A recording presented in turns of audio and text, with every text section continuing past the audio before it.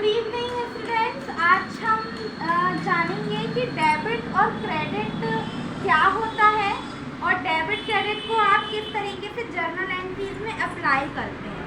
तो सबसे पहले जो डेबिट और क्रेडिट होता है वो क्या होता है। तो डेबिट का मतलब हम हर एक ट्रांजैक्शन होता है, मतलब हमारे यहाँ चाहे नगद ट्रांजैक्शन हो चाहे उधार ट्रांजैक्शन हो। ट्रांजैक्शन को हिंदी में हम सौदे भी बोल सकते हैं। तो हर एक पक्ष क्या होता है डेबिट और हर एक पक्ष क्या होता है क्रेडिट।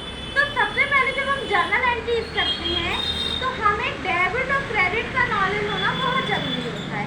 और डेबिट और क्रेडिट हमेशा क्या होता है, हमेशा इक्वली होता है। तो आपको मैं नॉर्मली लैंग्वेज में समझाती हूँ। सबसे पहले यदि कोई व्यक्ति या पर्सन को मिलता है, यानी कोई व्यक्ति पाने वाला है, रिसीवर है, तो वो क्या होता है, डेबिट होता है। अभी मैं यहाँ पे ओनली डेबिट की लिख रही हूँ, सारे डेबिट जो अमाउंट हमारे होते हैं। तो ये चीजें आपको लेकिन याद रखनी पड़ेगी, बिना याद किए आप जर्नल एंट्री को फॉलो नहीं कर सकते। यदि बेसिक अच्छा रखेंगे तो सारी चीजें क्लियर हो।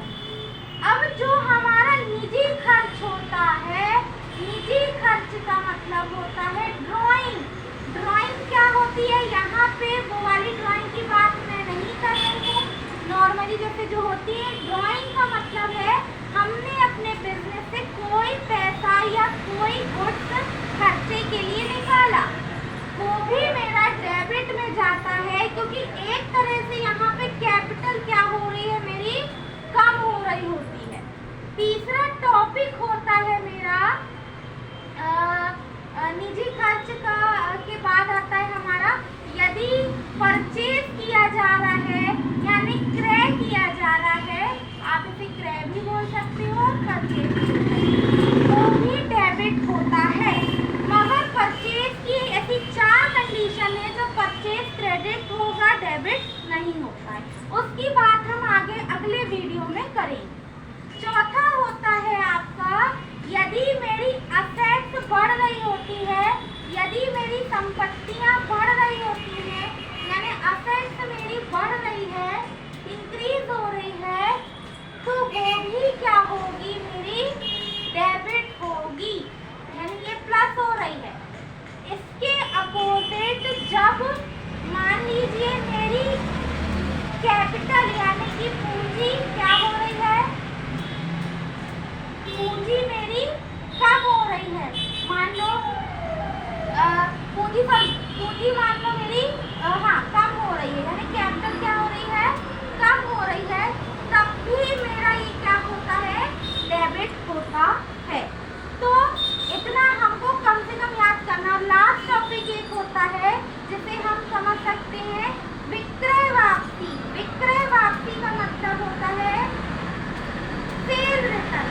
सेल रिटर्न क्या हो गई, अब यदि हमने कुछ पैसा मतलब सामान बेचा और सामान बेचने के बाद वो मेरे पास वापस आया, तो हमें याद रखना है कि विक्रय वापसी यानी सेल रिटर्न भी डेबिट होती है। तो ये 6 चीजें जो मैंने आपको बताई, ये डेबिट की कंडीशन बताई है।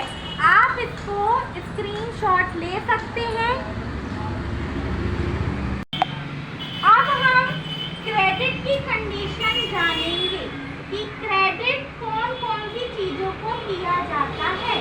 तो पहली कैपिटल होती है, यदि कैपिटल बढ़ रही होती है, यानी कैपिटल प्लस होगी, जिसे हम पूंजी भी बोल सकते हैं कि मेरी पूंजी बढ़ गई है, तब वो क्या होती है, क्रेडिट होती है।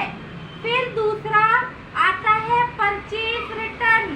परचेज रिटर्न का मतलब होता है कि हमने यदि कोई सामान खरीदा और वह सामान मेरे पास वापस आ गया, यानी कि परचेज रिटर्न, वो भी मेरी क्रेडिट पक्ष में जाती है। फिर इसके बाद तीसरा कॉन्सेप्ट है क्रेडिट का कि यदि मान लो आपका असेट्स कम होता है, माइनस हो रहा होता है,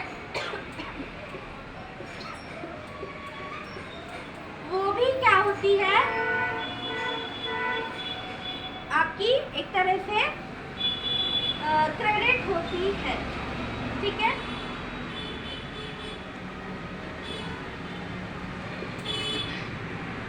इसके बाद जो आपकी सेल होती है, याद रखेंगे स्टूडेंट्स कि जो सेल होती है वो कभी भी डेबिट नहीं हो सकती। जैसे परचेज की तो खैर कंडीशन है 4 की, वो उस कंडीशन में डेबिट हो सकता है, लेकिन सेल की कोई भी कंडीशन नहीं होती है कि वो क्या हो, क्रेडिट हो, सॉरी डेबिट हो, वो हमेशा क्या होगा, क्रेडिट ही होगा। इसके बाद हमको ये याद रखना है जितने भी हमारे लाभ हैं, यानी कि जितने भी हमारे प्रॉफिट हैं और इनकम है, वो क्या होगी, क्रेडिट होगी। इसको आप आय भी बोल सकते हो और लाभ भी बोल सकते हो। ये सारे वो टॉपिक्स हैं जिनसे हम ये समझते हैं कि हमारी क्या हो रही है, जो चीजें हमारी क्रेडिट हो रही हैं। इसी तरह से मान लीजिए मेरे कोई लाइबिलिटीज थे, वो क्या हो गए, मेरे किसी कारण से बढ़ गए, तो लाइबिलिटीज भी आपका क्या होता है, यदि बढ़ रहा होता है, दायित्व बस नहीं, यदि वो चीज बढ़ रही है, जैसे मान लो क्रेडिटर बढ़ गए हैं, तो वो भी आपके क्या होते हैं, क्रेडिट पक्ष में जाते हैं। जस्ट सपोज लायबिलिटीज कम हो रही होती है तो वो डेबिट पक्ष में जा रही होती है। तो ये कॉन्सेप्ट यदि आप अच्छे से याद कर लेंगे तो आप जर्नल में एंट्रीज करना बहुत अच्छे से कर पाएंगे। नेक्स्ट वीडियो में